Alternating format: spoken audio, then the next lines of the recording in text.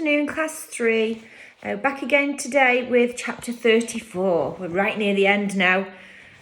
So at the end of last night's chapter, Vajak had got into a fight with the black cats and he realised that they weren't bleeding or anything when he was attacking them. And one of the other cats pointed to the collar on the neck because they think that that's maybe what's controlling them. So right at the very end, Vajak went for the cat and grabbed its collar. And it started to raise its paw, but then it slowly went down and ground to a stop. And now we're on chapter 34. There was a silence at the top of the stairs. The gentleman's cat was finished. Its body lay stiff and crumpled on the floor. It wasn't terrifying anymore. It looked like it was a broken toy. Vajak stood up, shaking and exhausted. He couldn't believe what he'd done. He couldn't believe that he'd done it. With all his skills, he was no match for the black cats. He'd fought the fight of his life, yet the truth was they were better than real cats in almost every way. But they could never be alive like a real cat. That was their strength, but it was also their weakness. Somehow, he'd made it count. The other black cat was staring at the broken toy, as if it couldn't believe what had happened either. It nudged the crumpled body. There was no response. No movement, no life. It stood up very slowly and came towards Vajak. He knew what was coming. This one would never let him near its collar. It was going to avenge its twin. It was going to destroy him. And for all the world, he couldn't think how to stand against it. But it stopped just before it reached him and looked him in the eyes. For the first time, Vajak thought he saw a flicker of expression there. It looked sad. Terribly, terribly sad. It wasn't fighting anymore. No, it was holding its neck out. It could beat him. It could beat anyone. But it was holding its neck out as if he wanted him to cut its collar too. Vajak hesitated. After all this time, fearing and hating the black cats, he'd never thought they might have feelings of their own. But the two of them had always been like one, and now without its other half, even the perfect fighting machine was useless. Vajak thought he understood. He leaned towards the black cat. It didn't move away, didn't resist. Very gently he cut its collar. Its eyes widened for an instant. And then it too ground down to a stop. It was over. He'd done it. He'd beaten them. Everyone was shouting, "Now we're free!" Where was Holly? At that moment, she was all he could think of. Where was she? She'd figured out how to stop the cats. She was the one who'd done it. Kind of sad, those black cats, said a gravelly voice behind him. One couldn't work without the other. Vajak turned to face her, his heart aching. Would she forgive him? Holly, I'm sorry. I should have come with you. Her mustard eyes were smiling. I know, but you made up for it because you're not the worst friend in the world, Mr. Paul. Not by a long shot. They grinned at each other. Vajak, you did it, said Tam. She was breathless and her eyes were shining. I told her you'd do it, didn't I? Tell you, Holly. Tam, he said. It's good to see you again. Cheers, we're going up. Some of the cats from the cage were started to head downstairs. Wait, shouted Holly. Her gravelly voice stilled them instantly. It's not over yet, she warned. We have to find a way out. The house is all locked, all the windows, all the doors. So we've got to find another way. We're going down, but quietly. No one does anything unless we tell you to. We're not bossing you around. We just know what's going on here. Understand? There was a ripple of agreement, and Varjak marvelled at the way she took control. He smiled to himself as they led the cats down the stairs in a stealthy, silent column. He had his friends back, both of them. They'd beaten the black cats, they'd done the impossible. After all he'd been through, maybe, just maybe, everything was going to come good at last. Varjak, help! He looked down. It was Julius howling. Julius in the gentleman's grip. The gentleman waiting for them at the foot of the stairs. The column of cats froze in fear. Varjak could see his family on the edge of the front room, trembling, powerless. They were all powerless before the gentleman. The black cats were gone, but they were nothing compared to the man who made them. Click, clack. The gentleman dropped Julius and stepped towards the stairs, shouting in a voice like thunder. The column of cats cracked and began to break. Wait, cried Holly, but no one was listening now. The street cats panicked, turned tail, fled upstairs. Julius scurried back to his family. In the space of a heartbeat, Varjak, Holly and Tam stood alone as the gentleman came for them.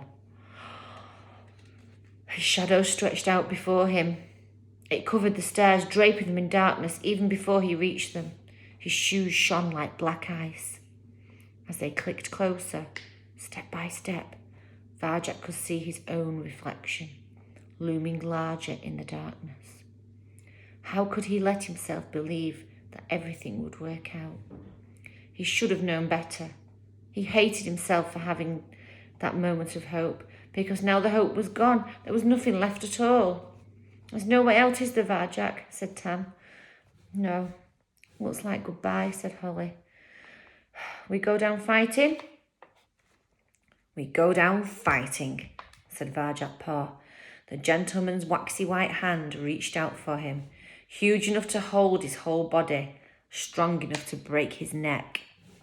Varjak bared his teeth, ready to bite, ready to fight to the death. And it would be death. How else could it end? The hand closed around his neck and crash, the smashing of breaking glass, a roar like the sky rippling. Leave my friends alone! And the hand let go. Varjak looked up to see the biggest, blackest monster in the world. I think I know who it is. Kludge. It was Kludge. The great dog had come through. He shattered the windows of the Contessa's house. Kludge was ferocious. Even Varjak shook at the sight of him. Kludge roared. The gentleman cowered. He backed away from the stairs, hands in the air, shaking with terror. It was something Varjak never expected to see. This almighty man, so vast, so powerful, he'd made the toy cats, the black cats. He was responsible for the vanishings. He could do anything. And yet, even he, with all his power, had something he was scared of, something he couldn't face. And faced with Kludge, the gentleman became like a little boy, lost and frightened and all alone. Kludge circled around him, growling and snarling and snapping his teeth. He forced the gentleman over to the broken green window, and then he came at him with big, blunt claws. The gentleman screamed. He turned and ran, out of the window, out of the house. With a wink at the cats, Kludge leaped after him and chased him screaming into the night. Right, so the next chapter is the final chapter. Shall I carry on? Let's carry on. Chapter 35, the final chapter. The gentleman was gone. A great cheer went up. The cats from the cage came charging downstairs. Varjak Paw slumped on the floor. He should have felt like cheering too, but he didn't. All he wanted was a quiet place to rest. Some chance. Varjak Paw, you did it, said Julius. Varjak and his friends. They were swamped by admiring green eyes. The Mesopotamian blues swept them up and carried them on their shoulders. Around them, the street cats were taking over the Contessa's house. They were everywhere, celebrating their release and enjoying their freedom. Thanks, Jalal. Thank Jalal, that's over, said Mother, above all the racket. Now, how are we going to get back to normal? Good thing there's all that dry food, said Father. It's not caviar, but it'll do. Farjak stared at them, shocked. You don't want to stay here? After everything that's happened? We can't go outside, said Father. This is our home, said Jasmine. The Contessa's house. But there's no Contessa anymore, said Farjak. No more gentlemen. It's just us. We're on our own in the world. He heard a snuffling noise. It was Jay, Jethro and Jerome. Don't be scared, he said. We'll start again. We'll find a new home somewhere, just like Jalal when he left Mesopotamia. Except this time it'll be ours, because we'll make it ourselves. Var-Jack Paw. Cludge. The family scurried aside as the colossal dog leaped back through the window. Tam turned to Holly, her eyes wide open with wonder. I don't believe it, she whispered. He actually talked to a dog? A real proper dog? He's called Cludge, said Holly. He's a friend. Cludge's tail wagged merrily. That cloudy look was completely gone from his eyes. They were the clearest black now, and they sparkled with new life. Man gone now, he panted. Won't come back. Farjak grinned. You saved us all, Cludge. But how did you climb the wall? Cludge drew himself up to his full height. Wall scare Cludge. But friends need Cludge, he shrugged. So Cludge climbed wall. More cheers were going up. Some of the cats from the cage had found the gentleman's caviar. They were feasting like they'd never feasted before. Others were streaming through the shattered green window, returning to their lives outside as the sun began to rise after a long, dark night. Farjak turned to his family. That's where I'm going, he said. That's where I belong. But you and your friends, you saved us, said Julius. You're head of the family. You can't go now. Farjak smiled at his brother. I think maybe it's time. There wasn't a head of the family anymore, he said. There must be a better way of doing things. Show us, Farjak, said Jasmine. I'll show you how to hunt, to fight, to live outside, if you come with me. He looked around the family circle. One by one, they all looked down. But he didn't feel alone. He felt free. Farjak, thank you for saving us, said Father. You were right about the gentleman. We were wrong about your friends. We were wrong about a lot of things. But we can't come outside with you. Not yet, anyway. If you ever need us, said Mother, we'll be here. I understand, said Farjak, and at that moment, perhaps the first time in his life, he really did. They said their farewells, and then Farjak turned to Holly and Tam. So, do you want to be in a gang then, he said. Tam nodded and grinned. There's only one gang I want to be in, said Holly, and that's ours. Cludge too, barked the big dog. Cludge carried them out. As they went, the friends talked and laughed together about the things they had done and the things that they would do. Many of the cats they'd freed from the cage followed them, like they were the leaders of a gang. So much lay ahead of them. Anything was possible now. It was a beautiful morning. The earth was decked out in dewdrops. The open air was fresh and clean. And up in the clear blue sky, the sun was rising with the promise of a new day. Dawning on the wide world, shining bright and amber, like the eyes of Farjak Paw. And that is the end of Farjak Paw.